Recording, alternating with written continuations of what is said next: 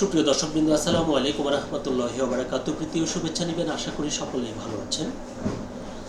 জামায়াত ইসলামী নেতৃত্বাধীন 10 দলীয় যে জোট করা হয়েছে, সেই জোটের আসন বন্টন চূড়ান্ত হয়েছে, যেখানে 220টি আসনে প্রতিদ্বন্দ্বিতা করবে জামায়াত ইসলামী এবং অন্য যে শরিকরা রয়েছে তারা কে কত আসন পেল শেষ পর্যন্ত, এই বিষয়টি নিয়ে দৈনিক দেশ রূপান্তর পত্রিকায় একটি প্রতিবেদন প্রকাশিত হয়েছে, যার শিরোনামে বলছে 220 আসনে জামায়াতের প্রার্থী এনসিপির 30। এটি হচ্ছে খবরটির শিরোনাম। বিস্তারিত বলছে, জামায়াত ইসলামী নেতৃত্বাধীন 10 দলীয় নির্বাচনী ঐক্যের আসন বন্টন চূড়ান্ত হয়েছে। সমঝোতা অনুযায়ী আগামী 12 ফেব্রুয়ারির জাতীয় সংসদ নির্বাচনে Jamaat 220, NCP 30, Bangladesh Khelafat Majlis 23, Khelafat Majlis 13, LDP 7, AB party 4, Nizam-e ইসলাম পার্টি 3 এবং বিডিপি 2টি আসনে প্রতিদ্বন্দ্বিতা করবে। দলগুলোর সম্মিলিত প্রার্থীর সংখ্যা 302। 3টি আসন উন্মুক্ত থাকছে। ওইসব আসনে জোটের একাধিক শরিক দলের প্রার্থী থাকবে। বাংলাদেশ খেলাফত মজলিস এবং এবি পার্টির প্রার্থী থাকবে উন্মুক্ত আসনগুলোতে। বিএনপি জোটের বিরুদ্ধে 299 আসনে লড়বে জামায়াত জোট। বরিশাল 5 আসনে ইসলামী আন্দোলনের আমির তথা চরমোনাই পীরের ভাই সৈয়দ মোহাম্মদ ফয়জুল করিমের বিরুদ্ধে প্রার্থী দেবে না জামায়াত জোট। ওই আসনে জামায়াতের প্রার্থী দলটির সহকারী জেনারেল মোয়াজ্জেম হোসেন হেলাল। তিনি আজ মঙ্গলবার মনোনয়নপত্র প্রত্যাহার করবেন। 10 দলীয় জোট সূত্র সোমবার 19 জানুয়ারি রাতে এই তথ্য জানিয়েছে। আজ মঙ্গলবার 20 জানুয়ারি মনোনয়নপত্র প্রত্যাহারের শেষ দিন। বুধবার প্রতীক বরাদ্দ হবে। পরের দিন থেকে শুরু হবে নির্বাচনী প্রচার। জামায়াতের নায়েবে আমির ডাক্তার সৈয়দ আবদুল্লাহ মোহাম্মদ তাহের জানিয়েছেন, 10 দলের আসন সমঝোতা সম্পন্ন হয়েছে।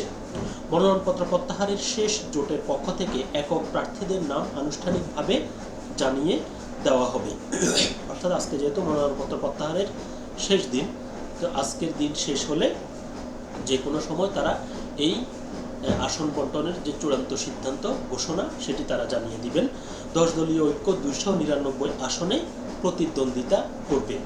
আসন ভাগাভাগি নিয়ে জামায়াতের সঙ্গে মতবিরোধী ইসলামী আন্দোলন জোট ছেড়ে এককভাবে নির্বাচনে প্রতিদ্বন্দ্বিতা করার ঘোষণা দিয়েছে গত শুক্রবার।